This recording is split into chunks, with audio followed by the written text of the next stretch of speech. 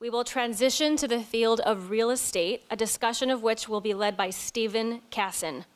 Steve graduated from Stern's undergraduate business program in 2007 and is the founder and managing partner of Infinity Group, where he oversees Infinity's real estate portfolio of over 60 properties across 10 states. Notably, Steve was named 50 under 40 in Globe Street's Real Estate Forum publication. Steve also serves as an advisory board member for Stern Center for Real Estate Finance Research, as well as the chair of the Entrepreneurship Committee for Stern's Alumni Council. Let us welcome Steve to the stage. Thank you. Just give me 1 second, everyone. Now that that's out of the way. So thanks for having me here today. It's always great to be back at Stern. I love this place. I actually started our business here at Stern between my junior and senior years in the summer of 2005. So this Stern is near and dear to me, and it feels like yesterday I was sitting in these seats. And the only tidbit of unsolicited personal advice I'll give each of you today before I jump in is to really cherish and take advantage of every single day, every single course, all of the extracurricular opportunities here at Stern, the culture and community, because before you know it, you'll be an old guy like me. You'll wonder what happened and how it all went so quickly, and so just enjoy it and make the most of it, because you're all very lucky to be here. So let's talk about business, the real estate business. So what is real estate? Real estate is property, brick and mortar, tangible asset class. It can be a farm, it can be a home, an office property, a hotel, or even an energy field. More academically, more specifically speaking, real estate can be categorized into 4 property types, starting with hospitality, which includes hotels, restaurants, entertainment venues, and even places like Disney World, theme parks. Commercial property generally includes office and retail properties, shopping centers, mixed-use buildings like we have all around here in New York City. Residential can be broken down into 4 of 5 categories, like single-family homes that most Americans live in, and multifamily properties that include condos, co-ops, and rental communities. Industrial properties, something Infinity does not play in, can include manufacturing facilities, storage facilities, logistics properties, and even energy refineries, for example. Let's talk a little bit about the real estate game and the players that play in the game. Beginning with capital markets. Capital markets is the largest subsector of real estate. It's a global industry. It includes lenders and investors worldwide. Beginning with lenders, bankers, mortgage REITs, funds. These are the people and institutions that invest debt into real estate projects to allow for scale and volume. Investors, which can be sovereign funds, private institutional investors, family offices, or even individuals, make up the remainder of the capital markets sector of real estate. Capital markets is a very natural place to start your career in real estate because there's the most abundance of job opportunities for undergraduates coming out of a place like Stern. Major banks and lending institutions provide for analyst positions, associate positions coming right out of undergrad, and provide a great training platform for a professional that wants to learn about the business, get exposure to deal flow, and ultimately figure out what they want to do next. Once you mature, generally, on the lending side, opportunities on the investor side open up. These tend to be reserved for a little bit more experienced professionals, just because investing is part science, part art, and so institutional investment platforms and family offices tend to gravitate toward more experienced, more mature professionals to engage in their investment activities. Users, let's touch on this really quickly because each and every one of us here today is a user of real estate. NYU Stern as a school, as an entity, is also a user of real estate. Government, retail stores, office tenants, we're all users of the real estate around us. Government plays a major role in our business. Government plays contributes 2 primary factors to our industry. First and foremost, regulation. So tax incentives, development incentives, zoning regulation, tax regulation, all of these factors governed by government at the local and national level affect the business every single day. The second major impact that government has on our industry is infrastructure investment. So government is always the first user. It provides utilities like water and sewer, transportation, mass transportation. If these things were not in place and if confidence in government was not present, no private development would happen. Let me actually go back to government for a moment because I think government is also an eventual career path for anybody interested in real estate, but also interested in politics and civics. Generally speaking, other than entry-level positions at a very local government organization like the Department of Buildings, matriculation into government, real estate-related government roles would generally happen after postgraduate education or after some time in the private sector or in a professional role so that you develop an expertise and then can apply that expertise to public policy. Development, the game that we play here at Infinity, what I spend my life doing each and every day. Development is really we're the pioneers that build the property that we all occupy and enjoy. Development is the most local aspect of real estate. It's almost impossible to do on a global level if you're really at the asset level, if you're at the bricks and sticks level. Development takes the most risk because you have the guts and vision to imagine something that doesn't exist and to speculate with your time, money, and resources that there will be an end user at the proper price. Development can be pursued as a career path in a few different ways. We spoke about capital markets. We're going to talk about brokerage as well. Those are two natural entrees into the development business. You can also pursue entry-level development career opportunities at small development shops and at large development shops. At a large development shop, you would generally have a more limited role, a more trainee-oriented role where you'll build knowledge, experience, and context for future promotion or movement within the industry. And at a smaller shop, you'll probably have a more impactful role, a more diverse role, but there can be limiting factors on your career growth based on the limiting factors associated with that smaller business. Brokerage. Brokerage is another kind of gigantic subsector of real estate. It's broken down into three primary sectors within brokerage. You have investment sales brokerage, leasing brokerage, and capital markets brokerage. Capital markets brokerage is also known as debt and equity brokerage. If you're interested in what properties are worth, how investors evaluate the value of properties, what properties in different geographic locations trade for, and if you want to be the interface between buyers and sellers, then sales or investment brokerage is for you. If you're more interested in what retailers would pay for a store in a particular location, or what a renter would pay in the situation of an apartment or an office tenant or a business that needs office space, pursuing office space, then you would pursue leasing brokerage. And finally, capital markets brokerage puts you at the nexus between lenders and borrowers, between investors and developer/operators. Finally, construction. Construction in this context will capture really the entire set of players that contribute to the building process. So the building process is generally broken down into pre-development, development, and then delivery and occupancy. In pre-development, you have design and entitlement, so architects, engineers, land use attorneys. The construction process involves engineers, general contractors, and specialty contractors.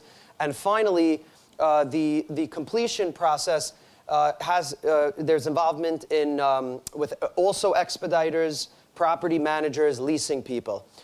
So construction really runs the gamut.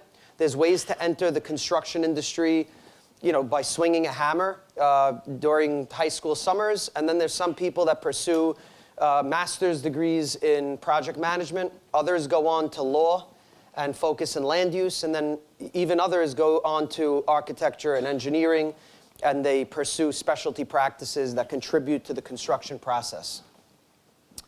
Let's talk a little bit more about the development and investment sector of real estate, because that's where I spend my career, and that's what I'd like to highlight this morning. So let's start with the greatest myth about real estate: the flip, the quick buck, the do nothing and make money model. So it's really not a model, it's not a strategy, it's gambling. Most real estate projects, practically all real estate projects that succeed and that you and I touch, feel, and know about in our everyday lives have a substantial value-add business plan associated with them. These projects take years, some of which take decades. A great example of a long-term project that took over 40 years to reach its current state, which is not yet even at full completion and capacity, is Newport, New Jersey. So you're looking at a historic photo of Newport and a more modern photo of Newport today, here on the bottom right. Newport was swampland on the Hudson River, purchased by the late Sam Lifrak over 40 years ago. When Sam purchased this property, it was contaminated wetlands. He spent millions of dollars purchasing the property, many, many millions more decontaminating the property and pursuing the entitlements and permits and licenses to build what he envisioned, which was a full-fledged, self-sustained, 24-hour neighborhood/city. There's retail, office space, and a living space in Newport to the tune of thousands of apartments and millions of square feet. Today, decades later, his grandchildren have the privilege and opportunity to be building on his vision, and this asset is now worth over $10 billion when considered as a holistic portfolio.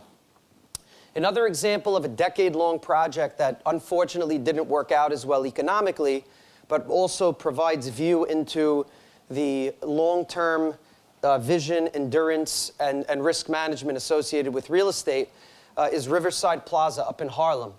So some of us shop here. This is on the, right up on the East River in Harlem. It's a great project from a public use standpoint. It's been extremely well received and has great high traffic, high sales volume associated with it. Unfortunately, the developer Blumenfeld pursued this project for way longer than expected and ran into expenses way greater, complications way greater than they had expected as well. This project took over a decade to deliver and had a $150 million budget associated with it. Upon delivery, it's noted that they spent over $500 million to get to the finish line. And most people believe that this project was unfortunately underwater and would have never even been completed without significant investment by our local government through tax credits.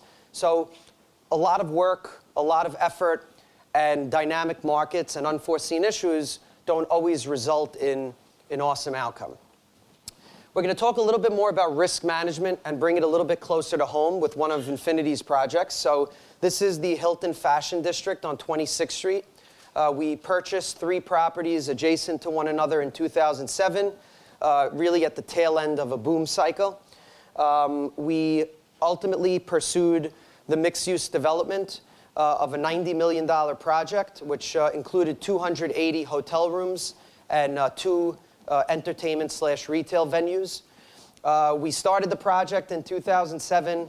We had Prudential as our lender, Citi Property Investors, which is Citigroup's private equity group, as our partner, and the world began to unravel.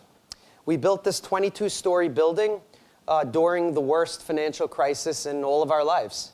And I contemplated my life personally countless times throughout this process. We pivoted, we endured, we worked endlessly to manage risk, to make the project extra special, to get more for our money, to capitalize on the soft market in terms of construction costs and quality for cost, et cetera. And ultimately, the project was a great success. The market started to thaw and recover in 2010. We sold it in an unsolicited offer to a public company, a now public company, at really the high comp for hotel rooms at the time. And looking back, I learned a lot of great lessons about risk and reward, about what to do and what not to do in large-scale development. But one that sticks out is a lesson on leverage, a lesson on debt. What is debt? What is leverage as it relates to real estate? Debt is what allows large-scale real estate development to happen, large-scale real estate investment and improvement to happen on a global scale. It is one of the largest sectors of finance. It is of absolute necessity if you want to build a project in any competitive market, because it allows for a relatively reasonable amount of equity capital to result in a very, very large scalable project. And it also makes rates of return acceptable in today's day and age to the investors in these projects. Leverage can also be the greatest contributor of failure in real estate. What leverage does is it provides 2, 3, 4, 5 times the amount of debt on each individual project versus the equity invested in that project. So if you don't carefully manage the type of debt, the type of leverage, the amount of leverage, and who is providing you the leverage, your lender, because lender stability is another factor, then leverage can eat up your profit very, very quickly, much quicker than most people anticipate. And leverage can ultimately take away your asset and provide liabilities that are way greater than your equity investment. Let's talk about the upside of real estate as an industry. Why do I love what I do, and why do I think it's a great path for somebody that is interested in real estate and feels they have the characteristics to pursue real estate? So the best part of real estate are really listed, the best parts of real estate or aspects of real estate are listed on the screen. Real estate provides for great scale from an investment standpoint. You could take a relatively nominal amount of money, you could combine it with your time, your capabilities, your resources, and you can achieve great things. People like me, fairly early in my career, were doing projects 50, 70, $100 million in size. People more mature in their career with larger platforms are doing projects in the hundreds of millions or billions. None of us would claim to have this capital personally to go out and do these things. So with great scale comes high stakes and big returns. You can apply yourself and create a relatively large amount of value using your time, your talents, your capabilities, and your money and some investor money. So it's a great industry from that standpoint. And the number one contributor to that aspect is the fact that you end up with something that is tangible, and you end up with one of the rarest products in the world, because it's a product that, unlike most products, if well located and well built, gets more valuable, more scarce, and more precious with time. To take that to the next level, you can even create an iconic product. So Disney World is a great example of entertainment real estate, created by the great visionary Walt Disney. Till today, it's an iconic, world-renowned, branded property that actually sustains, in some people's views, the economy of Florida. There are other examples of iconic hotels, office buildings, retail properties that have the same impact on neighborhoods, cities, and society at large. The downside of real estate is very, very related to its upside.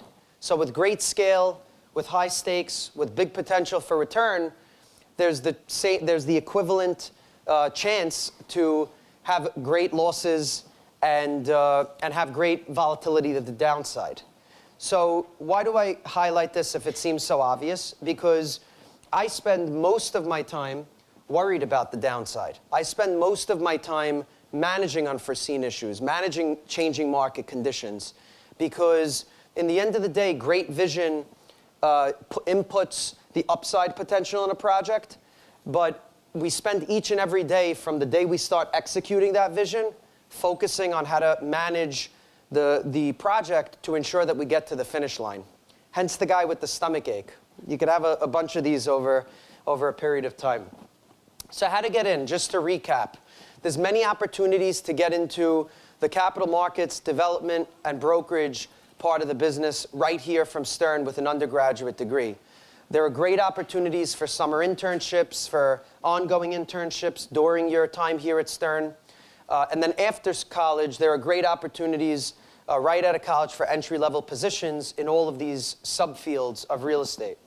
Government, law and accounting, and the builders, architects, but really more the architect, engineering, and legal side of construction require additional education, So, postgraduate degrees, specialty degrees, etc. But real estate is a very approachable business, and it's a great place to spend your career. So why real estate? So just to recap, if you're a creative person that loves to work with people and teams, which is what I do all day long, doesn't mind problem solving constantly, and has endless determination, you could create something that has permanence. And most of all, real estate's awesome because it's literally all around us. Thank you, everyone.